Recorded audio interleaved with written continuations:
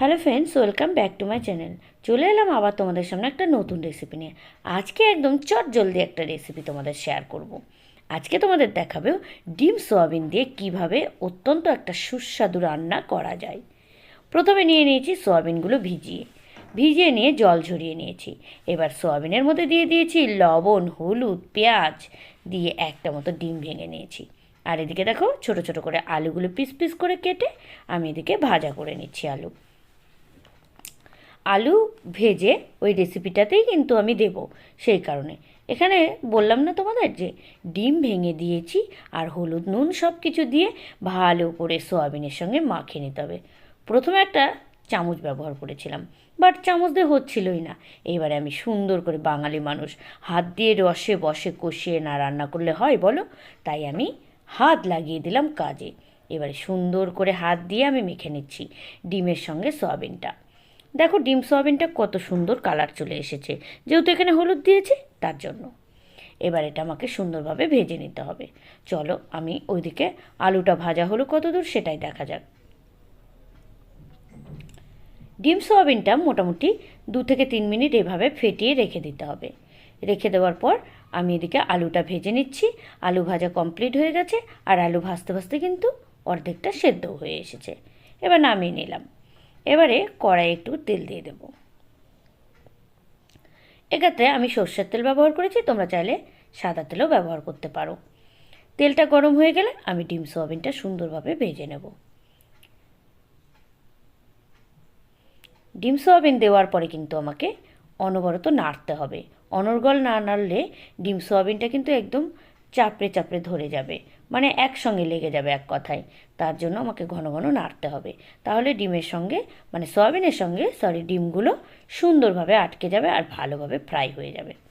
এটা একটু বেশি পরিমাণে ফ্রাই করতে হবে। আমি বারবার চারিদিকে নাড়াচাড়া করছি, প্রয়োজন মতো তেলও দিয়ে দিয়েছি, আর সুন্দরভাবে দেখো ফ্রাই করছি। একদম লালচেভাবে কালার চলে আসলে আমি এটা নামিয়ে নেব। মোটামুটি লালচে কালার চলে এসেছে, এবার এটাকে নামিয়ে নেব। ডিম সোয়াবিন ভাজাটা কমপ্লিট হয়ে গেছে। এবারে রেসিপিটা করার জন্য কড়াইয়ে আবারও একটু তেল দিয়ে দিলাম। সর্ষের তেল গরম হওয়া পর্যন্ত অপেক্ষা করতে হবে। এরপরে ফোড়ন দিয়ে দিতে হবে। ফোড়নের জন্য এখানে তেজপাতা ব্যবহার করেছি, নিয়েছি সাদা জিরে, আর তোমরা চাইলে শুকনো লঙ্কাও দিতে পারো। এইবারে ফোড়নটা এপিট ওপিট ভালো করে নাড়াচাড়া করে নিলাম। দিয়ে দিলাম পেঁয়াজ কুচি, আর দিলাম রসুন কুচি। পেঁয়াজ রসুন ভালোভাবে দিয়ে নাড়াচাড়া করে নিতে হবে। পেঁয়াজ রসুনটাকে লালচে ভাব করে নিতে হবে। যতক্ষণ পর্যন্ত না লালচে ভাব হয় ততক্ষণ পর্যন্ত অন্য জিনিসগুলো এর মধ্যে অ্যাড করা যাবে না। পেঁয়াজ রসুনের গন্ধ সুন্দর বেরিয়ে এসেছে। এবার আমি এর মধ্যে দিয়ে দেবো কিছু টমেটো কুচোনো, ওই হালকা মতো, খুব একটা বেশি পরিমাণে টমেটো দেইনি, একটার অর্ধেকটা টমেটো দিয়েছি। এবার টমেটো দেওয়ার পর পেঁয়াজটাকে আরও ভালোভাবে ভেজে নেব। খেয়াল রাখতে হবে পেঁয়াজটা যেন পুড়ে না যায়, পোড়া হয়ে গেলে স্বাদটা কিন্তু কমে যাবে। এইবারে রেসিপিটার মধ্যে দিয়ে দেবো একটু নুন হলুদ। তোমাদের একটা টোটকা বলে দিই, পেঁয়াজ রসুন দেওয়ার পরে যদি সঙ্গে সঙ্গে নুনটা দেওয়া যায় তাহলে খুব তাড়াতাড়ি পেঁয়াজটা সেদ্ধ হয়ে আসে। বা যে কোনো সবজি কড়াইয়ে দেওয়ার পরে নুনটা একটু দিয়ে দিলে খুব তাড়াতাড়ি সেই সবজিটা সেদ্ধ হয়ে আসে। নুন হলুদ দিয়ে আবারও একটু ভেজে ভেজে নিলাম। এবারে দিয়ে দেবো মশলা। আদা জিরে ভালো করে পেস্ট করে নিয়েছিলাম, আর শুকনো লঙ্কা, সেটা পেস্ট করা মশলাটা এর মধ্যে দিয়ে দিচ্ছি। এবার মশলা দিয়ে সুন্দরভাবে নাড়াচাড়া করে নিতে হবে।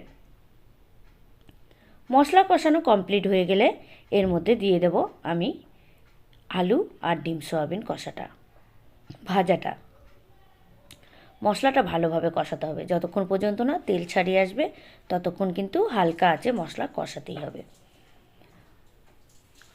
মশলা মোটামুটি আমার কষানো কমপ্লিট। এবার ওর মধ্যে দিয়ে দেই, মশলার গা থেকে দেখো তেল ছাড়িয়ে আসছে, ওপর দিয়ে উঠে উঠে যাচ্ছে, বোঝাই যাচ্ছে দেখে যে মশলা কমপ্লিট কষানো। এবার দিয়ে দিচ্ছি এর মধ্যে ভেজে রাখা আলুগুলো, আর ভেজে রাখা আলু দেওয়ার পরে এপিট ওপিট নাড়াচাড়া করে দিয়ে দেব সয়াবিন, ডিম দিয়ে ভাজা সয়াবিনটা।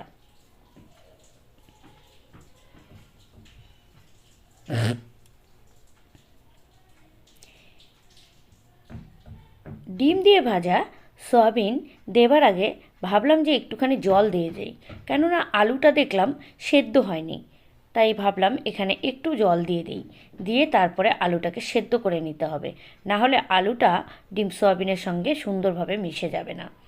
তাই কারণে আমি একটু জল দিয়ে দিলাম, জল দিয়ে ভালোভাবে নাড়াচাড়া করে নিলাম। এবারে আমি ঝোলের জলটাও দিয়ে দিলাম, ঝোলের জল ফুটে গেলে তারপরে আমি ডিম সয়াবিনটা দিয়ে দেবো এর মধ্যে। এবারে দেখো সুন্দরভাবে জল দিয়ে দিয়েছি।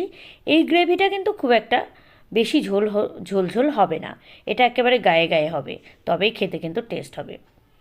ঝোলটা দেওয়ার পরে আমি একটা ঢাকনা ব্যবহার করলাম, ঢাকনা দিলে খুব তাড়াতাড়ি আলুটা সেদ্ধ হয়ে যাবে।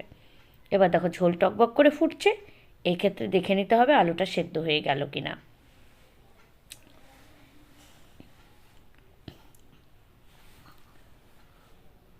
আলু মোটামুটি সেদ্ধ হয়ে গেছে, আমি দেখেই বুঝতে পারছি, তবু একটু খুন্তির বলে দেখে নিলাম। এইবারে দিয়ে দেবো এর মধ্যে ডিম সোয়াবিন ভাজাটা।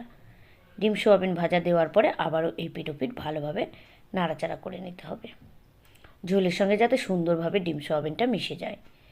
দেখো কালারটা খুব সুন্দর এসছে, যেহেতু টমেটো দেওয়া আছে তাই। এবারে ডিম সোয়াবিন দিয়ে আবারও একটা ঢাকনা দিয়ে দিচ্ছি। বেশ কিছুক্ষণ ঢাকনা দেওয়ার পরে ঢাকনাটা তুলে দেখতে হবে কতটা কি হলো। ব্যাস, সয়াবিনগুলো দেখো কি সুন্দর উপরে উপরে উঠে গেছে। এবার এর মধ্যে একটু কুচনো ধনেপাতা দিয়ে দিচ্ছি, জাস্ট গন্ধের জন্য। যেহেতু শীতকাল এখন, তাই ধনেপাতা দিলে যে কোনো সবজি খেতেই টেস্ট হয়, তবে এক্ষেত্রে তোমরা নাও দিতে পারো ধনেপাতাটা। ব্যাস, এবারে দেখো সুন্দরভাবে সবজিটা আমার কিন্তু রেডি হয়ে গেছে, আর ঝোলটাও ফুটে ফুটে একেবারে শুকিয়ে গেছে। আবারও একটা ঢাকনা ব্যবহার করলাম লাস্ট স্টেপে, তারপরে ঢাকনা তুলে নিলাম। এইবারে সানরাইসের একটা গরম মশলা অ্যাড করতে হবে, গরম মশলা অ্যাড করলে ব্যাস রেসিপিটা পুরো কমপ্লিট। গরম মশলা অ্যাড করে এপিট ওপিট ভালো করে নাড়াচাড়া করে নিলাম। এবারে আমি সবজিটা নামিয়ে নেব। চলো সবজিটা নামিয়ে নেওয়া যাক তাহলে। রেসিপি পুরো কমপ্লিট, দেখো কি সুন্দর কালার চলে এসছে, আর রেসিপিটা দেখেই এখন গরম ভাতে খেতে ইচ্ছে করছে। তো চলো আজকের রেসিপিটা যাদের ভালো লেগেছে অবশ্যই লাইক কমেন্ট শেয়ার করতে ভুলো না, আর রেসিপিটা বাড়িতে ট্রাই করে দেখো কেমন হয়, আর জানিও কিন্তু, ঠিক আছে? তো চলো তাহলে আজকের মতো এই পর্যন্তই, দেখা হচ্ছে আবার একটা নতুন রেসিপি নিয়ে তোমাদের সঙ্গে নেক্সট দিন। ততক্ষণ পর্যন্ত সবাই ভালো থেকো, টাটা।